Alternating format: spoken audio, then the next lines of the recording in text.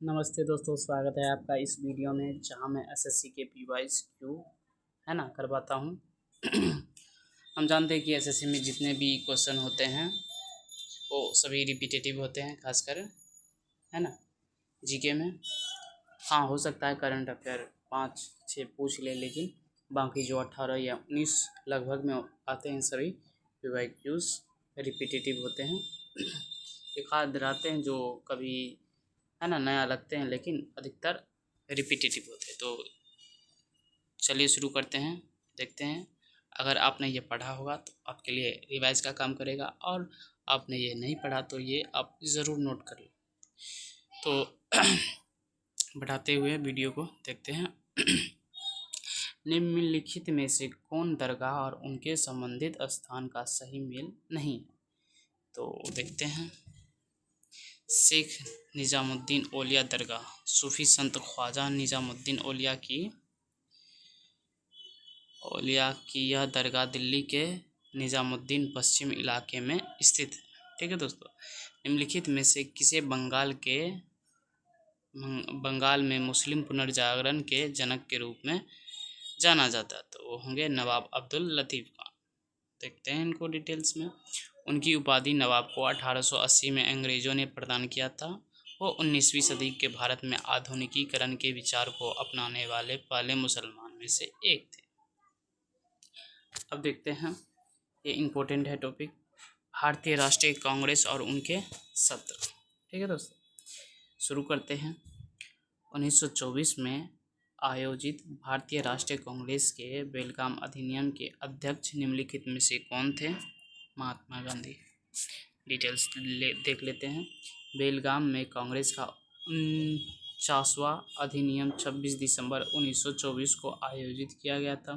कांग्रेस के अधिनियम बॉम्बे 1885, डब्ल्यू.सी. बनर्जी प्रथम अधिवेशन मद्रास 1887, बदरुद्दीन तैयबजी प्रथम मुस्लिम अध्यक्ष इलाहाबाद 1888, जॉर्ज यूल प्रथम अंग्रेज अध्यक्ष, ठीक।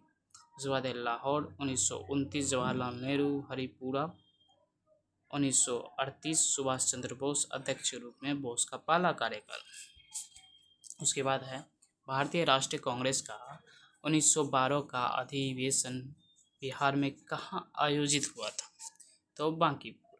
1912 में भारतीय राष्ट्रीय कांग्रेस के 27वें अधिवेशन की अध्यक्षता जो है रघुनाथ नरसिंह मुधोलकर ने की थी। दिसंबर 1922 में है ना चित्तरंजन दास के नेतृत्व में अधिवेशन हुआ था, जबकि 1940 में रांची के पास रामगढ़ के मौलाना अबुल कलाम आज़ाद के नेतृत्व में 53वां अधिवेशन हुआ था।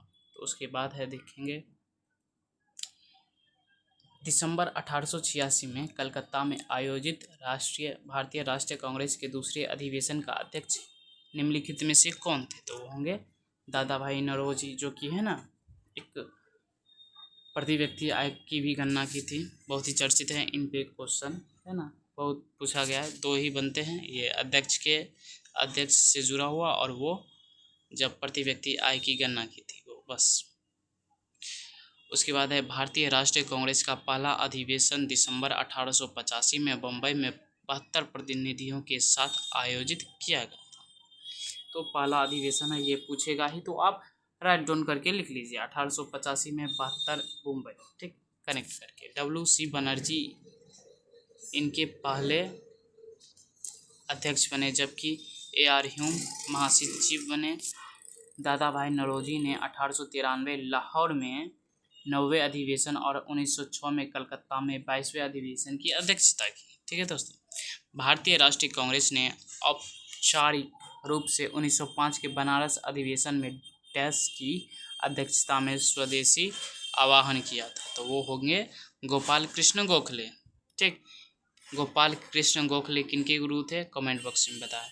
इंडियन नेशनल कांग्रेस अधिवेशन और उनके अध्यक्ष पहला अधिवेशन जो मुंबई में हुआ था 1885 में, डब्ल्यू.सी. बनर्जी दूसरा अधिवेशन कलकत्ता में 1886 में, दादा भाई नौरोजी 1919 में अमृतसर और 1928 में कलकत्ता, फिर से मोतीलाल नेहरू वहाँ, फिर 1929 में लाहौर जवाहरलाल नेहरू, 1934 बॉम्बे राजेंद्र प्रसाद। ठीक है दोस्तों, आंदोलन शुरू करने के लिए भारतीय राष्ट्रीय कांग्रेस के टेस्ट सत्र में भारत छोड़ो संकल्प अनुमोदित किया था? तो होंगे बॉम्बे अधिवेशन।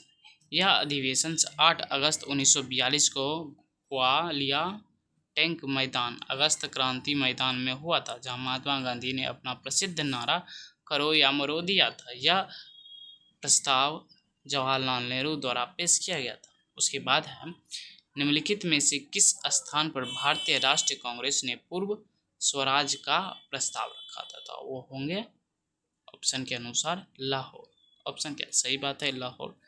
19 दिसंबर 1929 को भारतीय राष्ट्रीय कांग्रेस ने अपने लाहौर अधिवेशन में ऐतिहासिक पूर्ण स्वराज प्रस्ताव पारित किया था, जिसके अध्यक्ष जवाहरलाल नेहरू चुने गए। 26 जनवरी 1930 को एक सार्वजनिक घोषणा की गई, जिस दिन कांग्रेस ने भारतीयों से स्वतंत्रता दिवस के रूप में मनाने का आग्रह किया। ठीक है दोस्तों, तो 26 जनवरी 1930 को है ना, यही हुआ। उसके बाद जब स्वतंत्रता मिली 15 अगस्त को, तो लोग ने 26 जनवरी को यादगार बनाने के लिए गणतंत्र दिवस मनाना शुरू कर दिया। तो उसके बाद है टैस को भारतीय राष्ट्रीय कांग्रेस के तीसरे सत्र का अध्यक्ष चुना गया था, वो बदरुद्दीन तैयब जी। ठीक, उसके बाद देखें उमेश चंद्र बनर्जी पहले अध्यक्ष थे, जिन्होंने 1885 में उद्घाटन सत्र की अध्यक्षता की, जबकि एनी बेसेंट 1917 की इस पद पर आसीन होने वाली पहली महिला बनी। अखिल भारतीय किसान सभा की स्थापना 1936 में भारतीय राष्ट्रीय कांग्रेस के टैस अधिवेशन में अखिल भारतीय किसान कांग्रेस के रूप में की गई थी। Option A Lucknow, option B Agra, option C Bombay और दिल्ली। देखते हैं, तो होना तो चाहिए 1936 के अनुसार लखनऊ। ठीक, सही है उत्तर। वैसे मैंने देख के ही बोला। स्वामी सहजानंद सरस्वती, जिन्होंने 1929 में बिहार प्रांतीय किसान सभा की स्थापना की थी, साथ ही इन्होंने 1936 ईस्वी में है ना भारतीय राष्ट्रीय कांग्रेस के लखनऊ अधिवेशन के दौरान अखिल भारतीय किसान सभा AIKS ठीक के गठन का भी नेतृत्व किया। AIKS को अखिल भारतीय किसान सभा के रूप में जाना जाता था। भारतीय राष्ट्रीय कांग्रेस ने डैश को औपनिवेशिक भारत में पहला स्वतंत्रता दिवस मनाया था, तो 26 जनवरी 1930, क्योंकि मैंने पहले ही बोल दिया था कि जो स्वतंत्रता दिवस उन्होंने मनाया था और बोला था और सबसे आग्रह किया गया था कि 26 जनवरी को ही स्वतंत्रता दिवस मनाया जाए, लेकिन उस दिन ना ही हो पाया और 15 अगस्त को स्वतंत्रता दिवस मनाया गया। इसीलिए 26 जनवरी को भले ही दूसरे नाम से, लेकिन मतलब गणतंत्र दिवस के नाम से ही सही, लेकिन गणतंत्र दिवस 26 जनवरी को मनाया जाता। तो उसके बाद है भारतीय राष्ट्रीय कांग्रेस ने 19 दिसंबर 1929 को अपने लाहौर अधिवेशन में पूर्ण स्वराज की घोषणा की थी। इस अधिवेशन के दौरान जवाहरलाल नेहरू थे। भारतीय राष्ट्रीय कांग्रेस के पहले वार्षिक अधिवेशन के अध्यक्ष कौन थे? कांग्रेस के वार्षिक अधिवेशन के अध्यक्ष WC बनर्जी। महत्वपूर्ण कांग्रेस अधिवेशन। प्रथम अधिवेशन 1885 में बम्बई में आयोजित किया था। द्वितीय अधिवेशन 1886 में कलकत्ता में आयोजित किया था, अध्यक्ष दादा भाई नौरोजी। तृतीय अधिवेशन 1887 में मद्रास में आयोजित किया था, सैयद बदरुद्दीन तैयब जी। ठीक, तीसरे होंगे। उसके बाद प्रथम मुस्लिम अध्यक्ष। चतुर्थ अधिवेशन 1888, ठीक है दोस्तों, इलाहाबाद में आयोजित, अध्यक्ष जॉर्ज यूल। प्रथम अंग्रेज अध्यक्ष 1896 अधिवेशन कलकत्ता, अध्यक्ष रहमतुल्लाह सयानी। राष्ट्रीय गीत वंदे मातरम पहली बार रविन्द्रनाथ टैगोर ने गाया था। तो उसके बाद है वंदे मातरम राष्ट्रीय गीत। हाँ, भारतीय राष्ट्रीय कांग्रेस की प्रथम महिला अध्यक्ष कौन थी? तो सरोजनी नायडू। अच्छा, मिस्टेक, भारतीय नहीं पूछा गया था, सबसे ओवरऑल पूछा गया था। उस सबसे पहली होगी एनी बेसेंट, लेकिन भारत की सबसे पहली अध्यक्ष सरोजनी नायडू थी। ठीक है दोस्तों। प्रथम महिला जिन्होंने भारतीय राष्ट्रीय कांग्रेस के कलकत्ता अधिवेशन 1917 की अध्यक्षता की थी, सरोजिनी नायडू। भारतीय राष्ट्रीय कांग्रेस की प्रथम भारतीय महिला अध्यक्ष 1925 कानपुर अधिवेशन और 1947 में संयुक्त प्रांत की प्रथम महिला राज्यपाल जो कि यूपी की थी। 1931 में भारतीय राष्ट्रीय कांग्रेस द्वारा कौन सा ध्वज अपनाया गया था? तो निर्मित चरखे वाला 2 रंग का ध्वज। 1931 में खादी द्वारा निर्मित चरखा चिन्ह वाला तिरंगा ध्वज भी होना चाहिए। देखते हैं, डी हो गया, बी सही बात। तदर्थ ध्वज समिति 1947 में राजेंद्र प्रसाद के अधीन गठित की गई थी। पिंगली वेंकैया भारत के राष्ट्रीय ध्वज के डिजाइनर थे। 1921 में थे। राष्ट्रीय ध्वज 22 जुलाई 1947 को अपनाया गया था। भारतीय ध्वज की लंबाई और चौड़ाई का अनुपात 3:2 है। भारत का राष्ट्रीय ध्वज पहली बार 7 अगस्त 1906 को कोलकाता के पारसी बागान स्क्वायर मतलब ग्रीन पार्क में फहराया गया था। विदेशी भूमि पर पहला भारतीय झंडा मैडम भिखाजी कामा 1907 जर्मनी द्वारा फहराया गया। उसके बाद है 1939 के त्रिपुरी कांग्रेस अध्यक्ष चुनाव में पट्टाभी सीतारामैया डैश से हार गए। तो पट्टाभी किनसे हार गए? सीतारामैया सुभाष चंद्र बोस से। 1938 में हरिपुरा कांग्रेस अधिवेशन के अध्यक्ष चुने गए थे। उन्होंने अप्रैल 1939 में कांग्रेस अध्यक्ष पद से इस्तीफा दे दिया था। डॉक्टर राजेंद्र प्रसाद को सुभाष चंद्र बोस की जगह नए कांग्रेस अध्यक्ष रूप में नियुक्त किया गया था। ठीक है।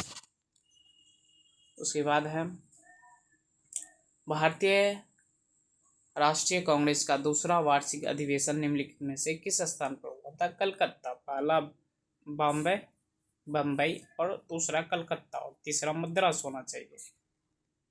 1886 दादा भाई नौरोजी। उसके बाद है भारतीय राष्ट्र कांग्रेस, ये लास्ट होना चाहिए। भारतीय राष्ट्रीय कांग्रेस के अंतिम लक्ष्य के रूप में स्वशासन या स्वराज यह घोषणा दादा भाई नौरोजी ने INC इंडियन नेशनल कांग्रेस के निम्नलिखित में से किस अधिवेशन में की थी? तो वो कलकत्ता होंगे। जैसे ही दादा भाई नौरोजी ने अध्यक्ष के रूप में कुछ किया तो वो कलकत्ता ही होंगे, क्योंकि उन्होंने वही अध्यक्षता निभाई थी। तो डिटेल्स जान लेते थोड़ा। Dadabhai Naoroji grand old man of India के रूप में भी जाने जाते हैं। ने 1851 में रहनुमाई मजदायसन सभा की स्थापना की और 1865 में लंदन इंडिया सोसाइटी की स्थापना की। यह 1885-88 के दौरान बम्बई की विधान परिषद के अध्यक्ष और 1886 कलकत्ता, 1893 लाहौर और 1906 कलकत्ता में कांग्रेस पार्टी के अध्यक्ष बने। तो आज के लिए बस इतना ही। जय हिंद दोस्तों।